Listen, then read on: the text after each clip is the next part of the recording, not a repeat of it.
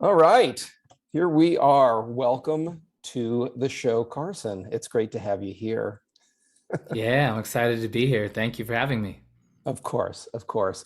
So, why don't you let the listeners know just a little bit about what your home life is like? Um, just share a little bit of what a daily routine is like for you and what home life is like, so people can get a sense of who you are.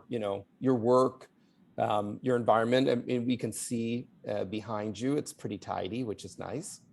I mean, Yes, nice yes. for you, right? As the listeners know, I don't have a lot of judge. I mean, people get to live exactly the way they want to live, and I'm guessing, based on what I know of you already, that um, uh, we don't need to go all the way to like less is more, as much as the appropriate amount of stuff is the appropriate amount of stuff, and we don't need things underfoot that we don't need. So. Yeah, very much so. I feel lucky. So I live with my wife here in our house, and we both are definitely on the more modern, less is more side and keep things like things clean. Um, and in regards to routine, I'm very big. I'm gonna look this way outside in the garage. We have a three-car garage where I have space to do workout on a tonal. So usually the mornings start with some type of workout in the garage or even just some foam rolling, getting the body moving. And then I should say usually without me, sometimes alarm, sometimes not, but 5:30 a.m. typically is my wake up call. I'm a morning person. I feel like that's my time before all the inbound starts, coming into Have the you always been a inbox. morning person? I'd say so. Yeah, I mean, when I think back to my, growing up childhood, whether it's sports training early in the morning, or getting up and doing homework in the morning because we had practice late at night, I think the morning was always kind of some good work time and without having distraction. So I guess that's kind of been ingrained in me a little bit. Um, and then I like taking the time for some type of mindfulness in the morning, whether it's kind of a long, just 30-minute sit for myself, or even just 5 to 10 minutes, a little bit of breath work. But if I can get that in, usually those two things, some type of exercise and some type of, mindfulness usually kicks off the day right. And then the rest is a little bit downhill. All right. And uh, well, let's dive into a little bit more about the mindfulness. And why don't you share a little bit about the journey to that? When did you first recognize that mindset, how you think about things influences how you participate? Did that happen in athletics when you were younger, or did you get that someplace else? Yeah, great question. I think I've always been drawn to the power of our mind and what's possible, from probably a fairly young age, and was always asking, my grandparents, like, why are we here? What's the meaning of life at a pretty young age? So I kind of had that a little bit out the gate. I'm not sure where that came from, but that's what I was kind of gifted. And what really, I was dabbling with a lot of things along the way, high school, college, a little bit after, trying out different forms, whether it be yoga and different kind of breath work, mindfulness stuff, but more just dabbling. And then now getting into part of the work I do now was not really by choice, but it was a great gift that was given to me. That is about 4.5 years ago. I was on the startup grind, winding a business down and starting a new one, and definitely had some hubris of thinking, don't need a lot of sleep and, you're invincible, all those things. And yeah, definitely not. I had a crazy panic attack during my sleep. It was a nightmare I couldn't wake up from. And I honestly thought I had lost my mind. I was crying uncontrollably. And she was my girlfriend at the time. She's now my wife, but she was there with me, thankfully. And yeah, it was the scariest moment of my life. And it was kind of God, the universe, whatever you believe in, kind of making me like, hey, you got to make a change and look inward. So I went on my own pilgrimage journey, trying everything under the sun, getting, every form of Western medicine test to make sure nothing was wrong with me, cut out caffeine and, alcohol for a good while. But I got me all of everything I tried. I found this form of breath work that had a really profound impact on me. And I got trained to facilitate sessions and I combined kind of some other healing modalities I learned along the way to create these unique sessions that I do now. And I started just to give back to people back in kind of early 2020, right around COVID, to help people with the stress of what was going on in the world and facilitating these sessions through Zoom. And people loved them, and people started referring people, and people started sending me gifts. And I was like, wow, okay, this is something. And let me take my branding, marketing, e-commerce background and create something that I can give back to the world. And I officially launched Create Meditation as the brand that I founded beginning of this year in January 2022. Yeah, and it's been a fun ride. So I do that on the side, and my kind of main job, I say main, I run a direct-to-consumer hat company called 10th Street Hats. And yeah, it's kind of a little bit of the background of what got me into this kind of mindfulness journey. And as you know, we got a chance to work together a little bit on a session. And yeah, I love it. I love doing it. Yeah, it was very powerful. I really appreciated getting to experience your work firsthand. Was was very powerful. So, I mean, I encourage our listeners to dig deeper into your work specifically. Where can they find you online? Yeah. Best way, if you go to createmeditation.com, you can go there and, you can book a free 10-minute call with me if you're interested in learning more about it. And if you Google my name, Carson Finkle, probably LinkedIn will pop up. That's a great way to connect with me there. So those two ways on the mindfulness side is definitely the way to go. Great. How do you spell your last name? Finkle, Finkle. Cool. Just, I mean, it's always helpful to spell things out for folks, particularly if they're listening. I mean, a lot of people um, misspell my last name, right? Or because the other Andrew Mellen, who was the steel baron, was more well known than I am, right? Yeah. Sometimes it will autocorrect, even if they're typing in my name as Mellen, it will autocorrect to Mellon. So it's just helpful to let people Yeah, no, know, definitely. how to find you. If they're looking EL, then they might find a different Carson Finkle. So Correct. cool. So let's talk about clutter. Let's talk about, have you always been tidy? Where you grew up, what was that like?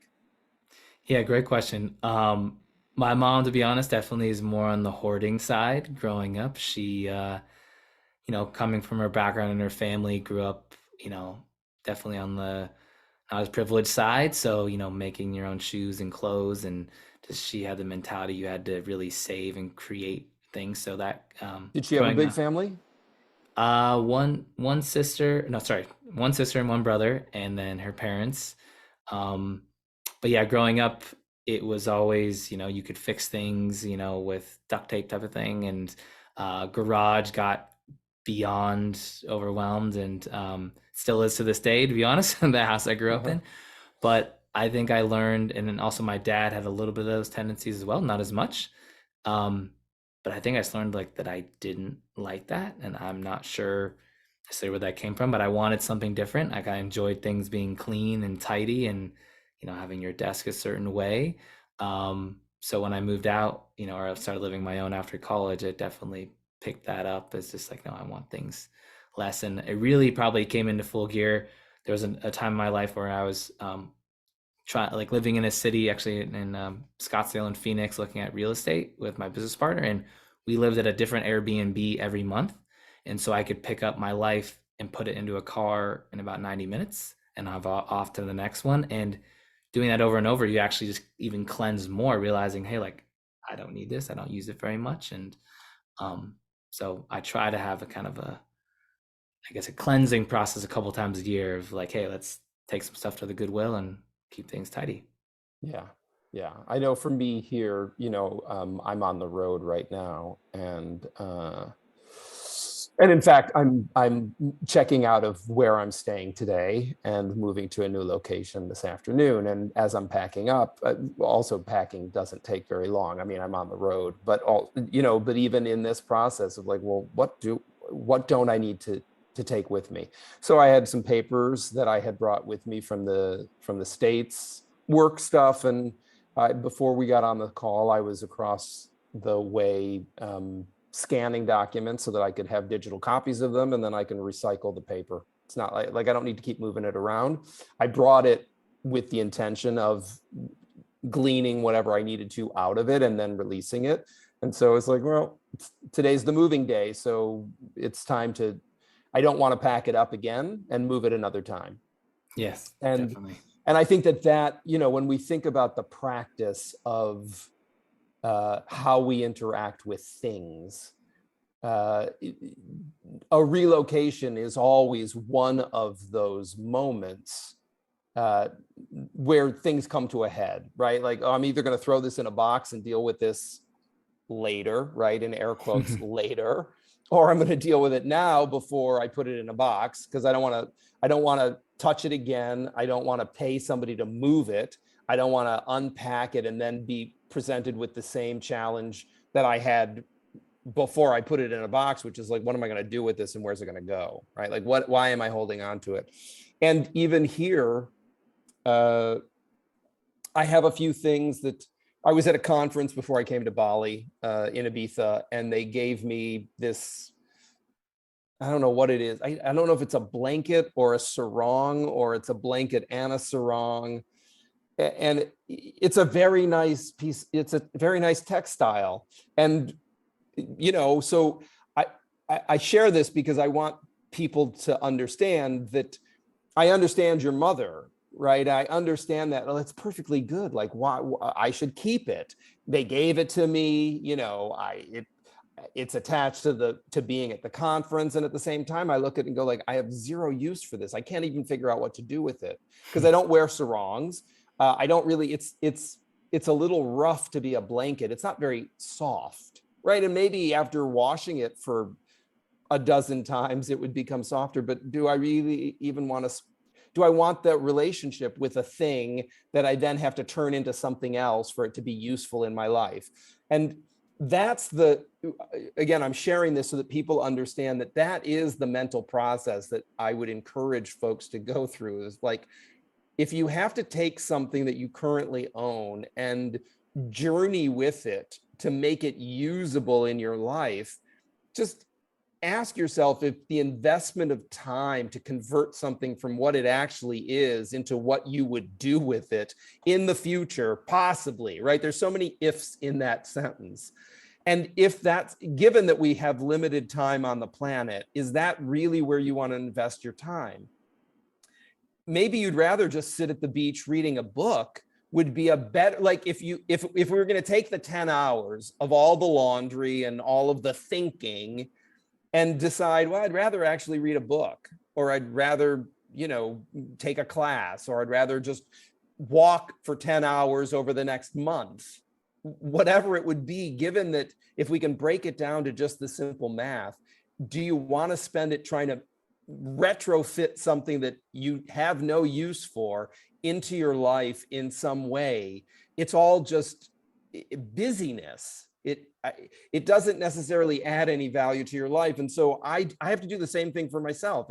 It's not like I don't have the tug of, oh, this is a nice thing, I should figure out what to do with it, as opposed to, it is a nice thing and I'm going to leave it behind here and let the community, at the co-working space that I'm at, let somebody else have it. And if it resonates with them and they can figure out what to do with it, or as it is, it's like, oh, I want this. Awesome. Enjoy it. I don't need to move it. I don't need to move it from Canggu up to Ubud. Even though I'm in the car, like there's room, right? In air quotes, there's room to move it. Why move it? Why move Yeah, it? you bring up a good point about time, because people I work with, everyone thinks about their physical freedom in time, like you said, like the 10 hours I could be used reading a book. And the part that I challenge people to think about is also their mental time, like that mental freedom and space. And I do believe for myself, when we have clutter and things that we are create attachments to, that kind of just clogs up our mental space and mental freedom. And that time is just as valuable or more valuable to me than our actual physical time. So I like you bring up that concept of time, that you can gain more time by kind of letting go of some of the things, so to speak. Right. Well, in time, and I just finished the manuscript for my third book, Calling Bullshit on Busy, which is a time management book. And so it's very much on my mind. And time is a non-renewable resource. We do not know how much we're going to get, that you can't bank it. You have to spend it as wisely or as consciously as you can every day that you're lucky enough to wake up again. If you're sleeping overnight, as if you're not on some graveyard shift, or, you're not in some, if we just assume that most people are sleeping at night and waking up in the morning, right? The clock resets itself at night while you're sleeping, and you get another day, hopefully. And in those 24 hours, how do you want to spend that time? Because you can't, tomorrow, if you didn't spend it wisely today, you don't get like 27 or 28 hours tomorrow, and you get those 4 hours to redistribute with a little more clarity. You burn through the time every day, and you use it however you want to. And part of that process, or part of that journey, is paying attention to the choices that you make, not creating a straitjacket for yourself so that you like, oh my God, I have to spend this time super smart, and if I don't, I'm an idiot and I'm wasting my life. Like, all of that, again, is useless story. That you're going to spend the time how you're going to spend the time. And if you want to spend it better tomorrow, if you want to spend it better later today, you have that opportunity. The day isn't gone until the day is gone. So at any point you can reset your day.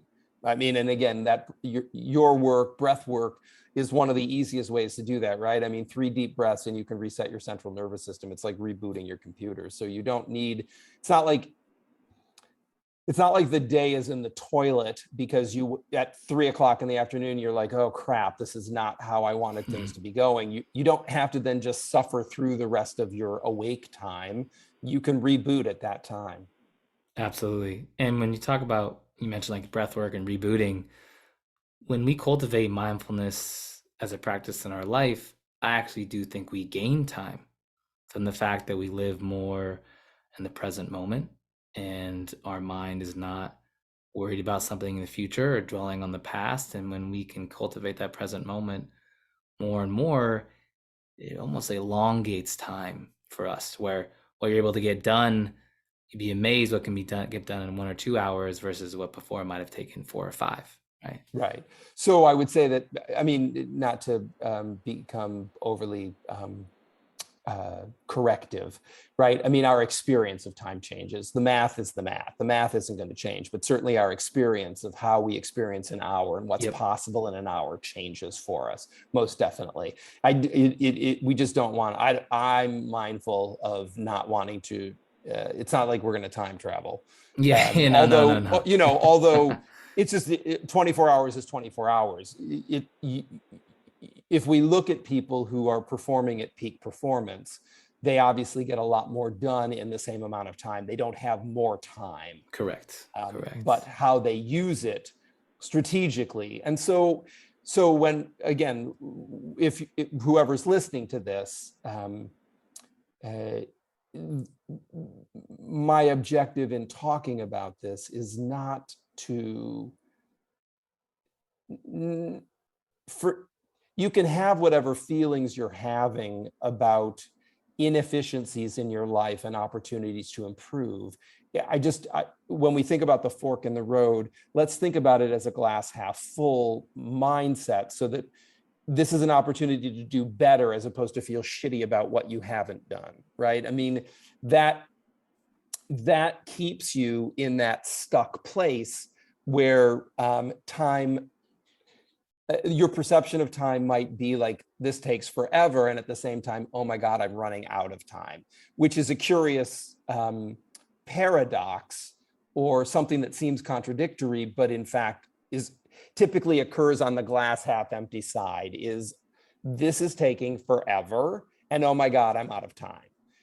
Both of those happen on that side of the road. And on the other side of the road is, this is taking how long it's taking. I wonder if there's an opportunity to speed up this process. Are there some efficiencies? Are there some operating, are there ways for me to hack this operation to pick up the pace? Because I don't want to spend this much time doing it. And and as we talked before we started the recording, right, that judgment, when you go to the place of evaluating your work with a critical eye as opposed to an objective eye, right, where you're not looking to catch yourself and shame yourself for not being perfect, as opposed to looking for ways to improve. And it is, in some ways, it is a very subtle thing. In other ways, it's quite, I mean, it's quite stark when you compare the critical judgment to the objective observing of yourself. And that, learning how to sit in that, on that fulcrum, is what I find to be such a useful practice, so that you can observe yourself objectively and say, oh, I'd like to do this differently, as opposed to, I've done this poorly, I'm an idiot, Yeah. things are hopeless, I will never get better at this. I don't know how that serves people. It never served me. Yeah, no, we talked about I have like a three-step process with that judgment. You know, if you feel, for the people that feel like, oh, I'm overwhelmed or unorganized or got something where you're feeling off and not your best self, typically 89, 90% of the time, I really feel there's judgment attached there. It's judgment towards the situation, towards someone else, or towards yourself, which we all do way too much, but we are judging machines as humans. Right. So I have a three-step process. Is when you feel off, it's okay. One, check in, like, hey, am I judging? And just you, by doing that, you said had that observer effect. That's a win. So you kind of getting that mental rep in the gym, being able to look at your life objectively, like, oh, like, okay, I'm judging. One. Step two is to forgive yourself, because we all judge all the time. That usually alleviates a little bit of whatever that feeling might be. And like you said, the productive side, step three is, okay, now that I'm judging, I've forgiven myself. Step three, what new perspective can I have towards the situation or someone else or myself to make it on a positive, right? And so I love that process. So in regards to judgment. Yeah, yeah. In the unstuff world, you know, we talk about story all the time, and like judging analysis, we also, story is how we relate to our world, right? I mean, we tell ourselves stories, we love stories, it's how we connect as human beings, sharing stories. And yet when we have non-reciprocal relationships with inanimate objects, the story is all on our side of the street. The object is not, it's not Yes. sharing the story. The iPhone is not saying, oh, I love you as much as you love me. The iPhone is really agnostic in the relationship. It doesn't care. It doesn't, you know, it's not a sentient being. It doesn't have any feelings, even with artificial intelligence, right? I mean, the phone, you can talk to the phone and say, you know, hey, lady, and ask the phone to do something for you. But ultimately, it pretends to it doesn't have feelings. So Yeah, no, that's a good point. That the story, it's one-sided yeah, with our things.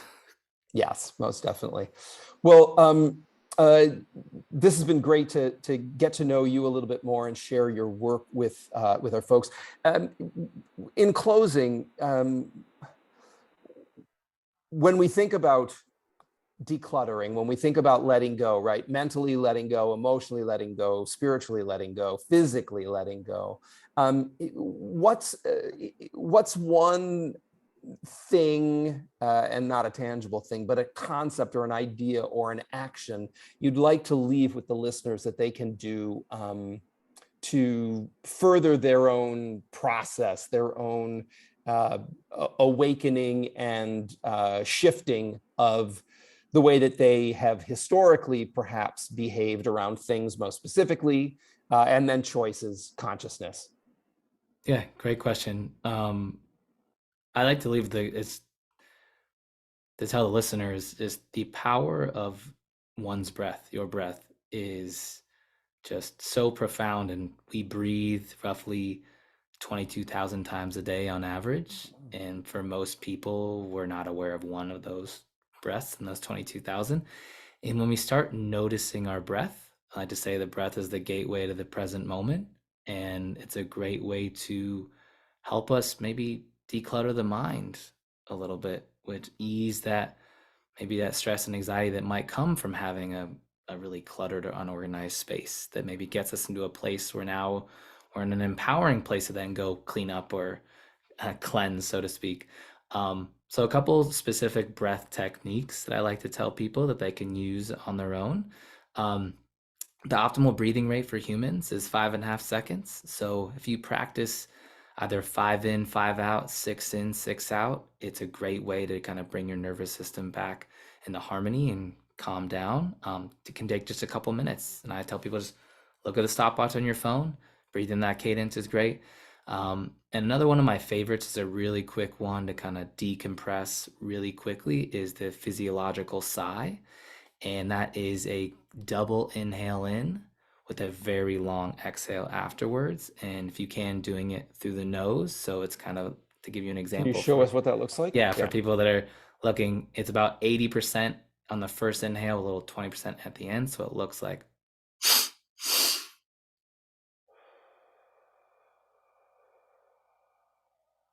and what you're doing is our lungs have all these little alveoli sacs over our entire lungs that fill up with oxygen. You can actually lay them out fully on a tennis court.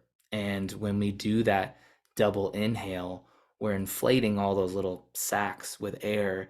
And then we're at long exhale, we're actually letting go of all of our carbon dioxide. And when we breathe, every time we inhale, it actually increases our heart rate.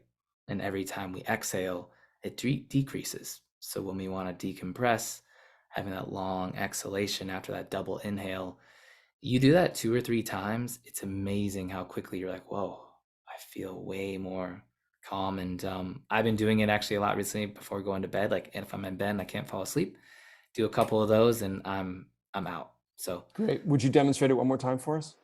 yeah, so it's a double inhale with a long exhale. So it's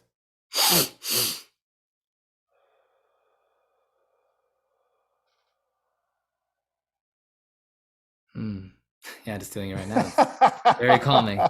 Yeah, just think double Very inhale cool. through the nose and a very long exhale out the mouth, and yeah, you'll come right back to center. Excellent. All right. Well, I think that's a perfect way to close this conversation, which I'm sure won't be our last conversation. Um, Tell us again just where people can learn more about you and your work. Yeah, definitely. You can go to my website. It's called createmeditation.com, or you can just Google create meditation. We should come up number one there. And you can find me on LinkedIn, first name Carson, last name Finkle. And again, I'll spell it out, Finkle. And yeah, love the opportunity to connect. And thank you, Andrew, for having me on. It's great chatting with you again. And I hope you all, depending when this comes out, have an amazing, holidays 2023, new year. Wish you all the best. All right. Thanks so much, Carson. Take good care, and we'll be back again with another episode real soon. Bye, Sounds everybody. good. Take care.